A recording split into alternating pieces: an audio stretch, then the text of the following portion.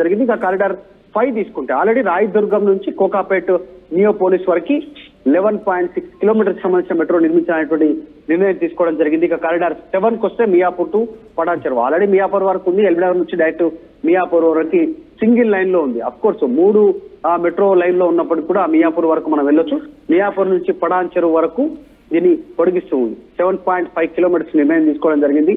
తర్వాత ఎల్బీ నగర్ నుంచి హయత్ నగర్ ఇది చాలా కీలకంగా మారే అవకాశం ఉంది. ఎల్బీ నగర్ నుంచి హయత్ నగర్ వరకు 7.1 కిలోమీటర్స్ అనేటువంటిది అత్యంత ప్రాధాన్యతతో ప్రభుత్వం భావిస్తా ఉంది.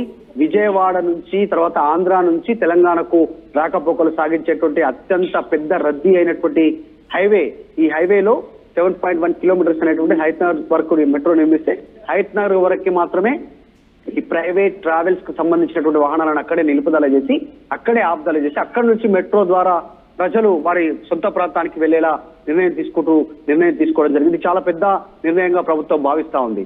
సిటీలోకి ట్రాఫిక్ ఎంటర్ కాకుండా పెద్ద బస్సులు రాకుండా. తర్వాత కారిడార్ 4 వచ్చేసి ఇది కూడా అత్యంత ప్రతిష్టాత్మకంగా భావిస్తా ఉన్నారు రేవంత్ రెడ్డి ముఖ్యమంత్రి.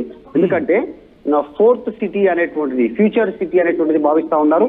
ఎయిర్పోర్ట్ నుంచి 40 కిలోమీటర్స్ వరకు 8,000 కోట్ల ఖర్చుతో ప్రత్యేకంగా ఈ 4th సిటీ వరకు మొత్తం ఈ కందుకూరు మహేశ్వరం నుంచి ఇంకా లోపలి వరకు కడ్తాల ఈ ఏరియా ఆ రూట్ లో శ్రీశైలం హైవేలో చాలా క్లియర్ గా తీసుకుంటూ 8,000 ఖర్చు చేయడానికి రాష్ట్ర ప్రభుత్వం సిద్ధమవుతా ఉంది. సో కాకపోతే అది కారిడార్ 9 లో ఉంది. లాస్ట్ లో ఇవన్నీ ఫేసెస్ కంప్లీట్ అయిన తర్వాత కారిడార్ 9 కింద ఈ ఎయిర్పోర్ట్ 4th సిటీ అనేటువంటి నిర్మాణాన్ని చేపట్టనుంది రాష్ట్ర ప్రభుత్వం. కాబట్టి అక్కడికి మెట్రో సదుపాయాన్ని కల్పించాలనేటువంటిది భావిస్తా ఉంది. నెక్స్ట్ అక్కడ ఆల్రెడీ స్కిల్ డెవలప్మెంట్, కొత్త జూ పార్కు, కొత్త సిటీ, తర్వాత క్లస్టర్స్ వైజ్ గా కొత్త సిటీ నిర్మాణము పెద్ద ఎత్తున చేపట్టాలనుకుంటుంది. కాబట్టి అక్కడికి మెట్రో నిర్మాణం ఉంటే బాగుంటుంది అనేటువంటిది ఫ్యూచర్ సిటీని దృష్టిలో పెట్టుకుని 4th సిటీ కోసం 9th ఫేజ్ లో 8,000 కోట్లతో అక్కడ నిర్మాణం చేపట్టింది. సో త్వరలోనే ఈ మెట్రో పనులు ప్రారంభం కానున్నాయి.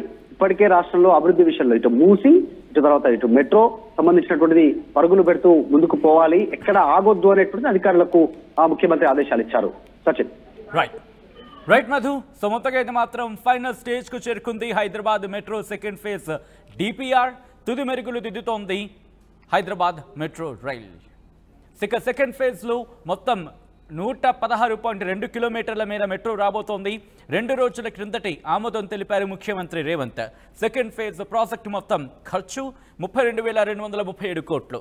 కేంద్ర రాష్ట్ర ప్రభుత్వాల భాగస్వామ్యంతో మెట్రో సెకండ్ ఫేజ్ సిద్ధం కాబోతోంది. ఎయిర్పోర్ట్ మెట్రో అలైన్మెంట్లో మార్పులు చేస్తుంది ప్రభుత్వం. ఆరాంఘర్ బెంగళూరు హైవే కొత్త హైకోర్టు మీదుగా ఎయిర్పోర్ట్కు మెట్రో రైల్ అందుబాటులోకి తెచ్చేందుకు కసరత్తు చేస్తోంది. కారిడార్ 4 నాగోల్ శంషాబాద్ వరకు 36.6 కిలోమీటర్లు.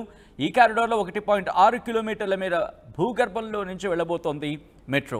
ఇక కారిడార్ 5లో రాయదుర్గ్ కోకాపేట్ నియోపోలిస్ 11.6 కిలోమీటర్లు. కారిడార్ 6 ఎంజీబీఎస్ చాంద్రయానగుట్ట 7.5 కిలోమీటర్లు. కారిడార్ 7 మియాపూర్ పటాన్చెరు 13.4 కిలోమీటర్లు. Corridor 8 LB Nagar Hayat Nagar 7.1 kilometre. ఇక కారిడార్ 9 ఎయిర్పోర్ట్ 4th సిటీ 40 కిలోమీటర్ల మేర మొత్తం 8,000 కోట్ల ఖర్చుతో నిర్మితమవబోతోంది హైదరాబాద్